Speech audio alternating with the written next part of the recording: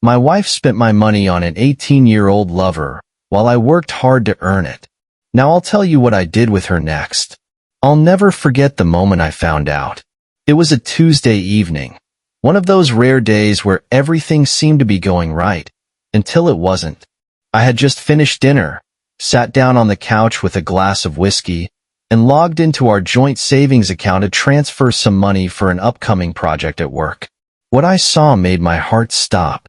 A series of large withdrawals I didn't recognize. Thousands of dollars disappearing over the span of a few weeks. My stomach dropped. We had been saving for years, working overtime, skipping vacations, and cutting corners to build a future together. A house. Maybe a rental property. Security. It wasn't the money that hit me hardest, though. It was what those transactions revealed. A few were payments to luxury brands, names I knew because my wife, Claire, had a penchant for designer goods. But the rest were more cryptic. High-end restaurants we never dined at. Boutique hotel bookings. I felt a cold sweat break out on my neck.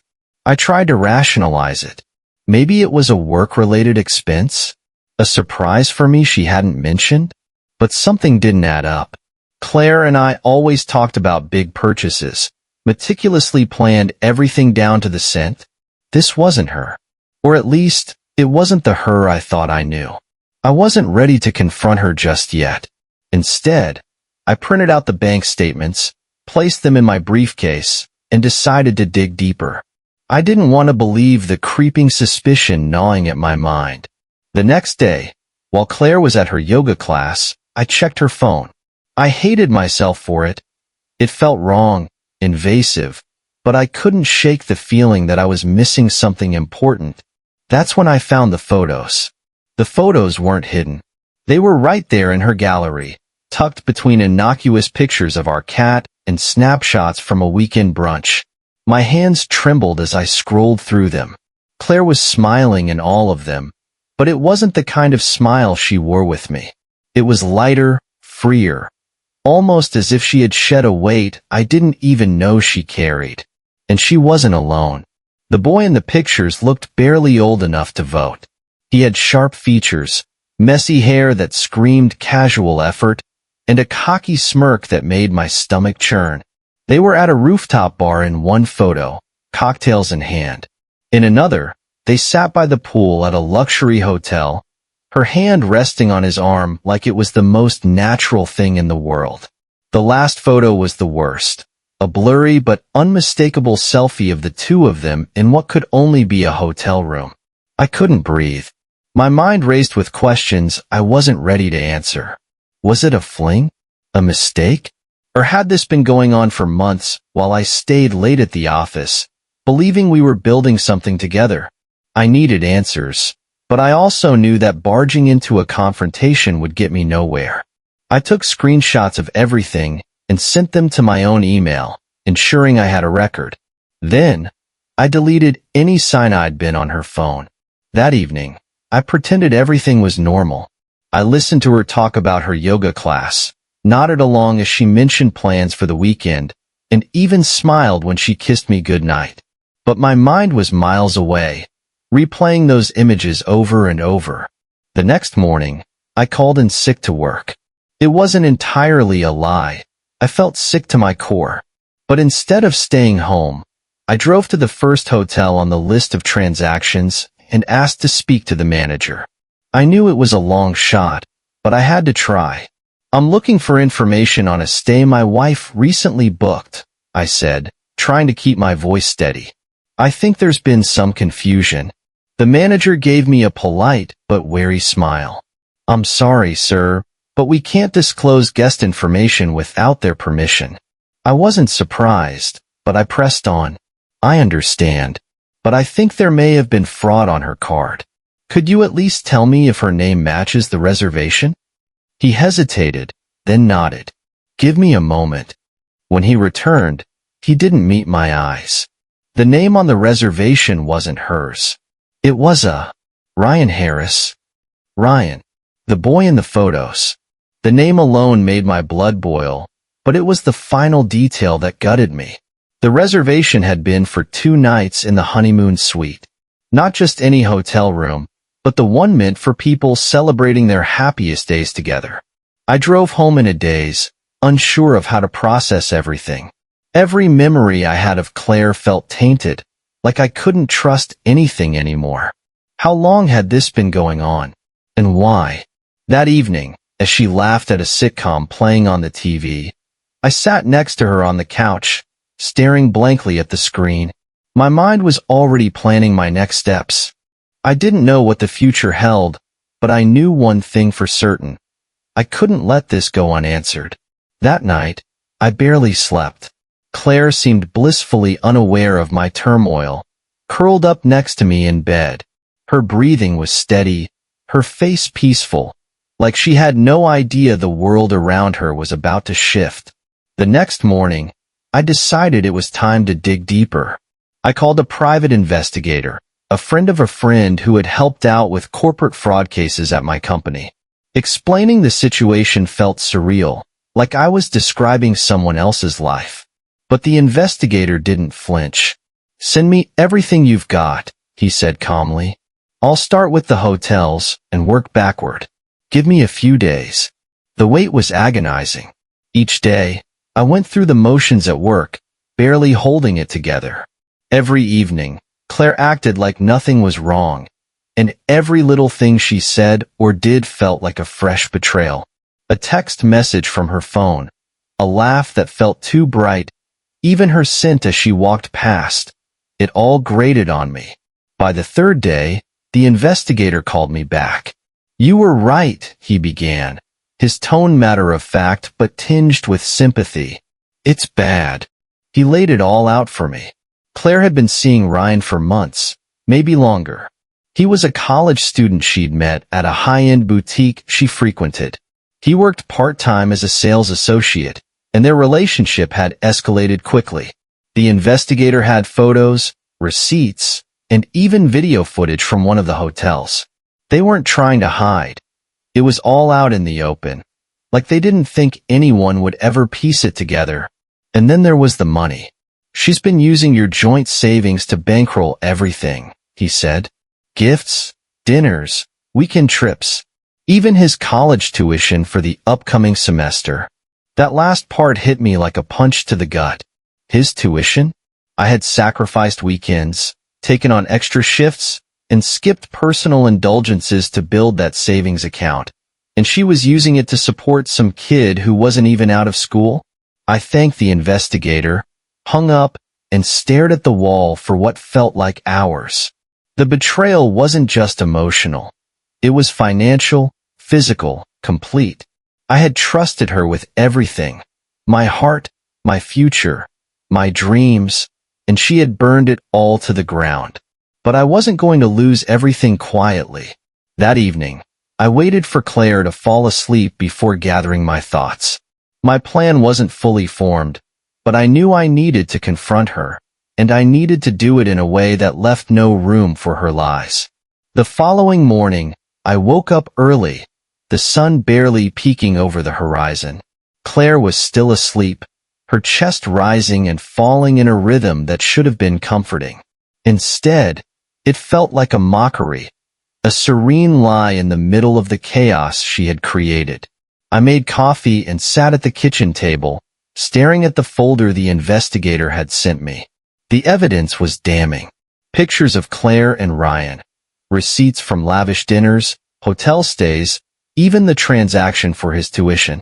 My stomach churned as I flipped through it all, but I couldn't tear my eyes away. This was my life, unraveling in black and white. By the time Claire woke up and wandered into the kitchen, I was ready. "Morning," she said, her voice soft and a little groggy. She leaned in to kiss me, but I turned away. "Sit down," I said, my tone firmer than I expected. She froze, clearly caught off guard. "What's going on?" she asked, a nervous laugh slipping out as she pulled out a chair. I slid the folder across the table toward her. "You tell me." Her brow furrowed as she opened the folder. I watched her face carefully, the way her eyes widened at the photos, The way her cheeks flushed at the receipts. The way her lips pressed into a thin line when she saw Ryan's tuition payment. "I can explain," she started, her voice shaky. "Don't," I snapped, the anger I'd been holding back finally bubbling to the surface.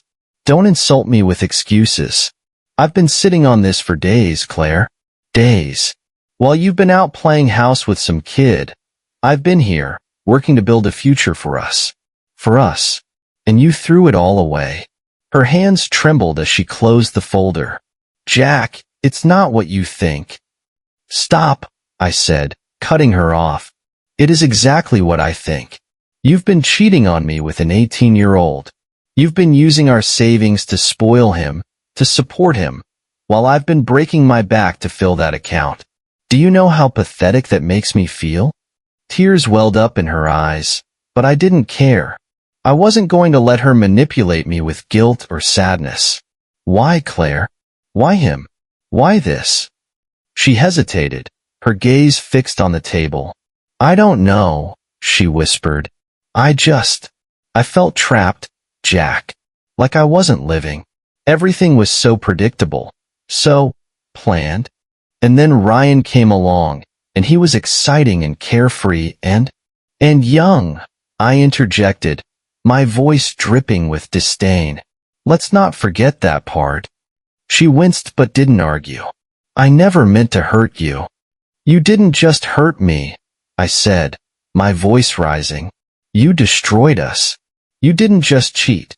You betrayed everything we built together. You stole from me, Claire. Do you even realize that?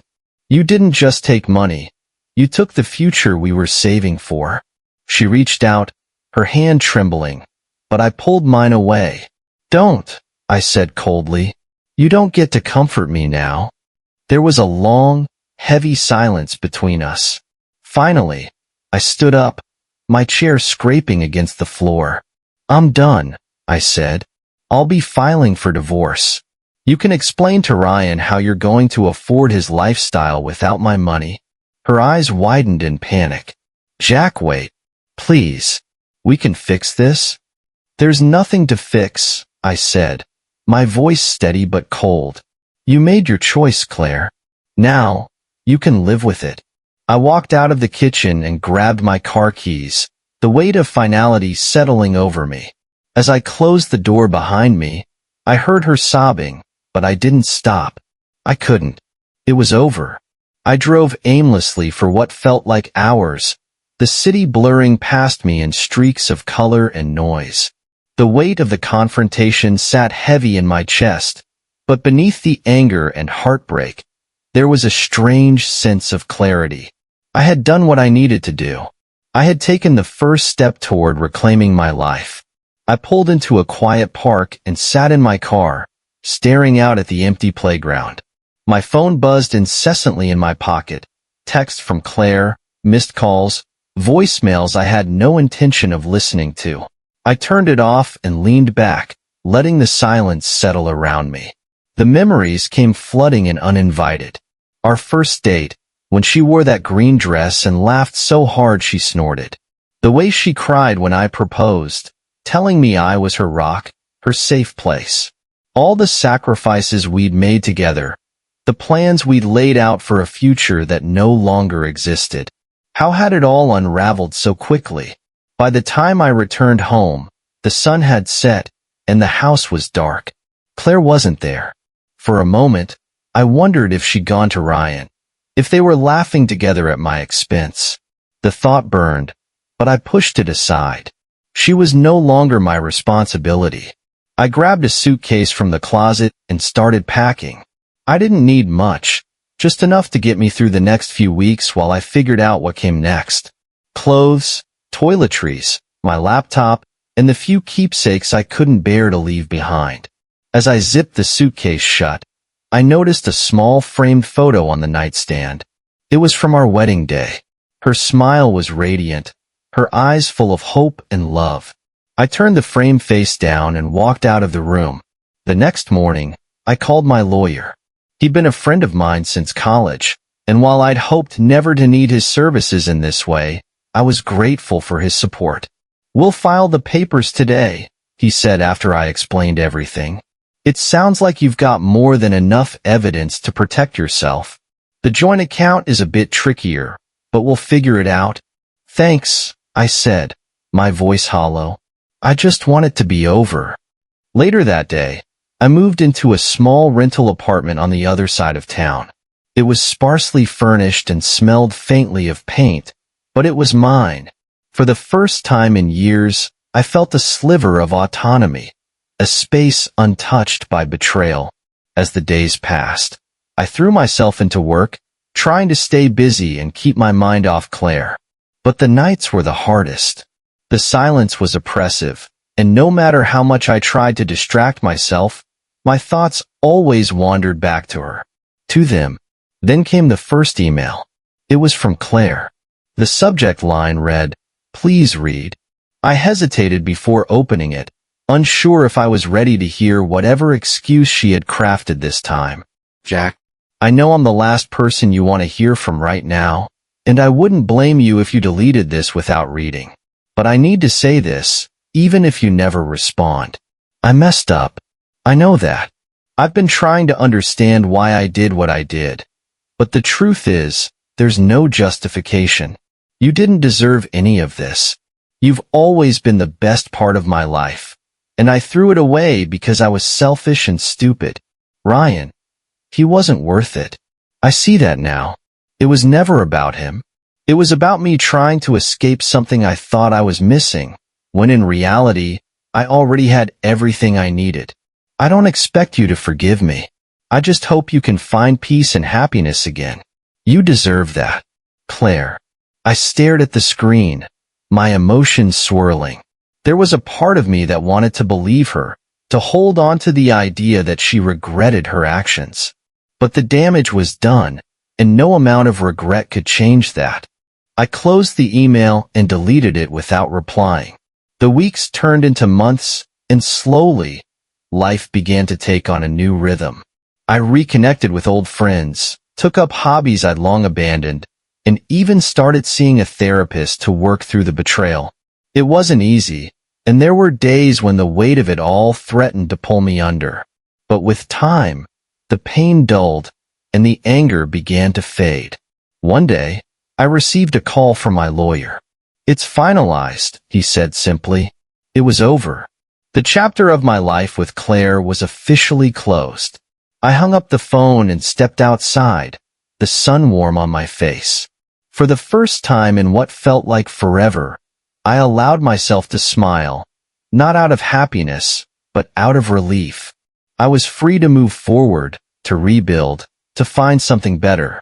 And for the first time, I believed I would.